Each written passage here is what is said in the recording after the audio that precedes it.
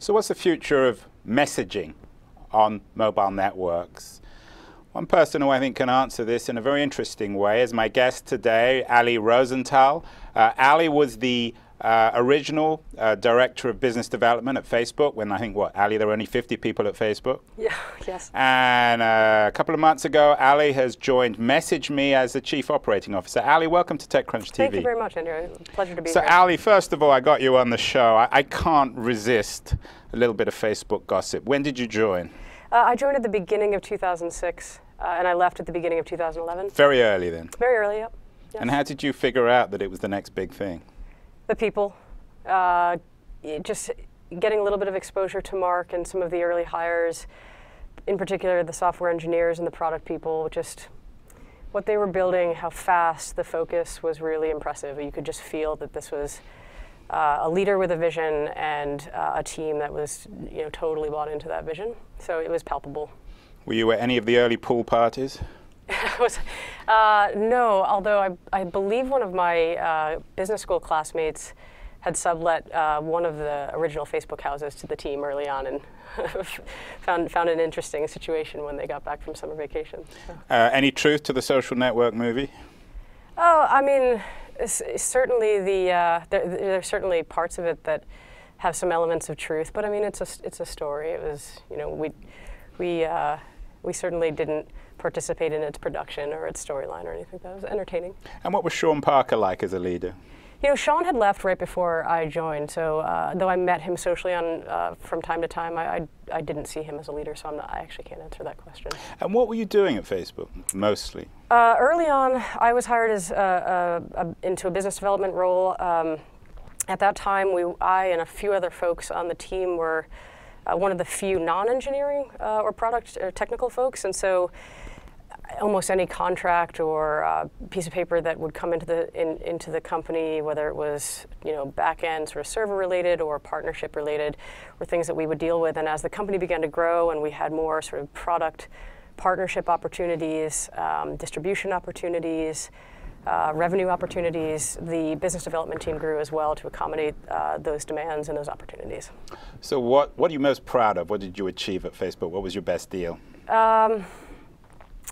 I think the thing I'm most proud of was probably a series of deals that I and a group of folks on the mobile team, what became the mobile team, did with the mobile ecosystem early on. And so mobile at Facebook, when I was there, was very much a distribution, a growth product. Outside of North America, users don't use laptops or desktops for the most part, and they do use mobile phones. And that was the way that people would first experience Facebook, would be on a mobile phone. And in fact, on a feature phone or a dumb phone, if you will. It was pre the launch of the first iPhone and Android. So it was a series of agreements across the mobile ecosystem that we set up so as to distribute Facebook in its various instances to our user base and help to grow the user base on a country by country basis.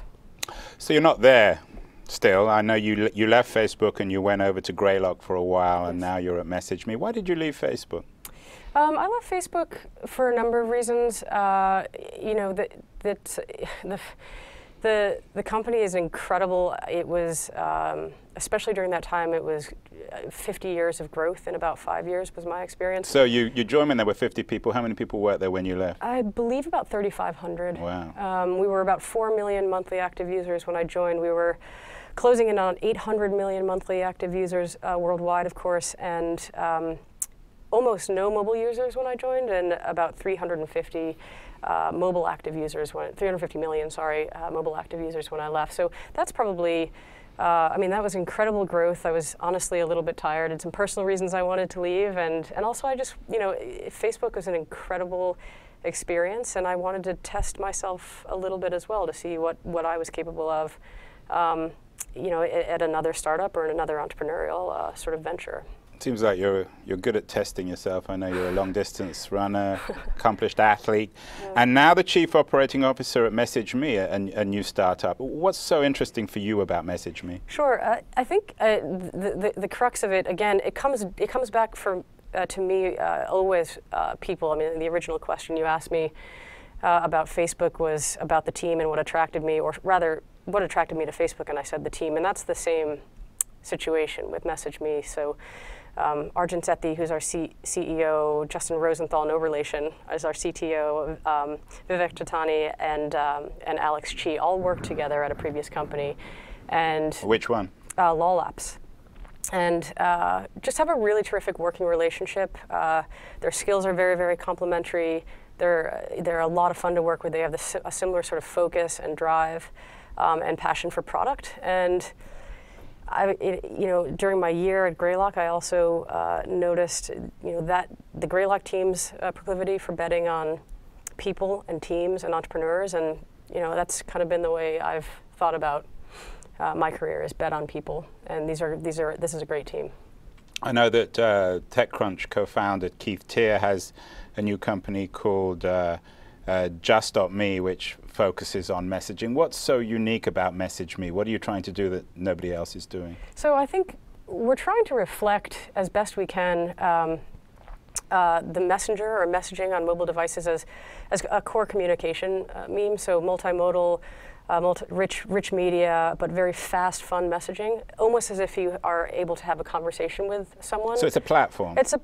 Yes, it's a platform, and it's very, very quick, very performant, and very fun. And so we do our best to mimic real conversation. Sort of, it is an asynchronous product. You mean like the way you and I are talking Yeah, now? if we were both on the product, it's very, very fast and fun. And if I don't want to type a bunch of text or leave a voice note, I can send a sticker, which is kind of a very emotive expression, and or send a photo that I've just taken. We do our best to let people communicate as quickly and as it's a one-to-one humanly product. as possible. It's one-to-one and one-to-many. So you can easily create group chats. You can take a picture and send it to many, many folks with just a few taps. We see users using it one-to-one, but also participating in groups. Aren't you competing against Facebook?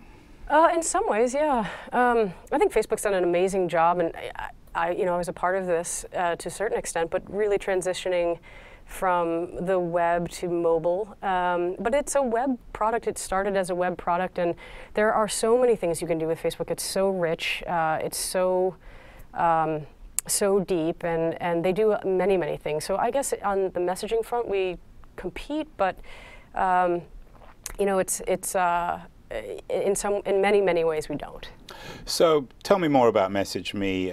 How many people work there? What's your state of funding and the product development? Sure. So there are about 17 people who currently work at the company. John Lilly from Greylock led the Series A round.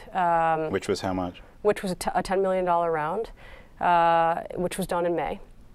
The product, the most recent launch was early August, where we launched what we call photo broadcasting, where you can take a photo and then quickly send to one person or many people. So we focused on speed, again, mimicking almost real-time and real-life communication. You want to express yourself as quickly as possible, take the photo, send right away. Instead of menus and swipes, we just try to make it super fast. Super fast, which actually, I got my new iPhone as a technophile. Oh, right. And what really strikes me is how quick it is. Yes. So I assume that the thinking behind MessageMe is built on the speed of these latest smartphones. It's built for smartphones. We have an Android product and an iPhone product.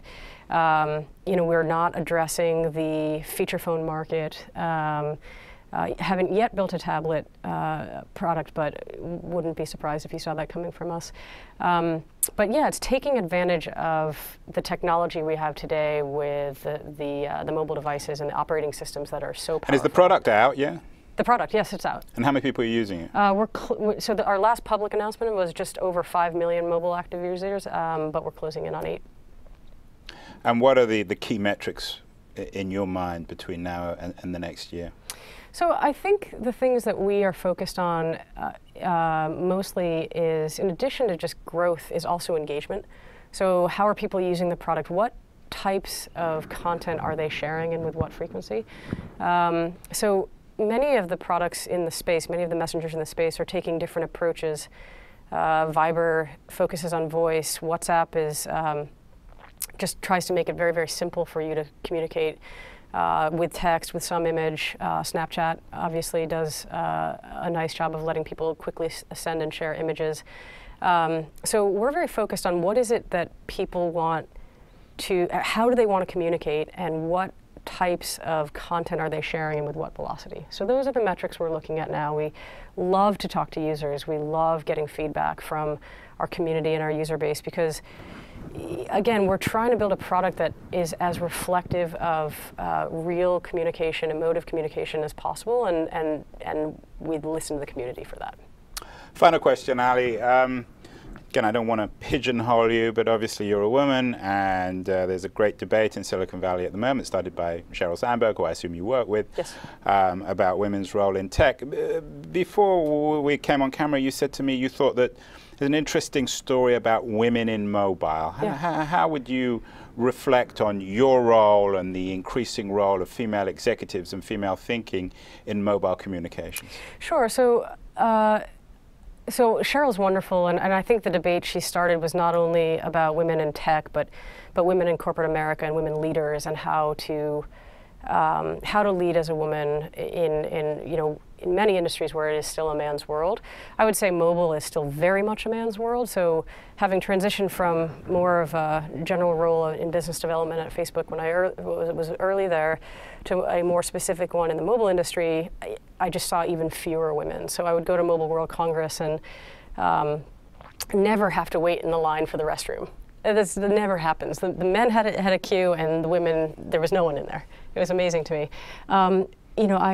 I think that typically mobile has been a place where, whether it's hardware and it's distributed systems and kind of more hardcore tech, you didn't see as many women in the space. But as we've watched mobile phones transition to mini computers and software and experiences that more women and men, frankly, are using, I think we're seeing more women come into the industry, and the smartphone industry in particular, which I'm very excited about. I also think, women communicate a lot. So one of the things that we saw early on at Facebook was women tended to contribute more content to the system than men, and that I believe is the case with mobile as well. The communication, types of communication, memes within communication aren't only driven by women, but especially early on in a product, you'll see a lot of women using and sort of determining use case, and men tend to follow the women. So we really pay attention to our female consumers as well. So having more women in mobile, in leading product, leading business models, I think will benefit the entire industry. Ali Rosenthal was a fascinating subject, I'm sure to be discussed in more detail next time you come on the show. Best of luck with MessageMe. Sounds like a company that we at TechCrunch will keep our eye on very closely. And thank you again for appearing on TechCrunch TV. Thank you, Andrew. I really appreciate your time.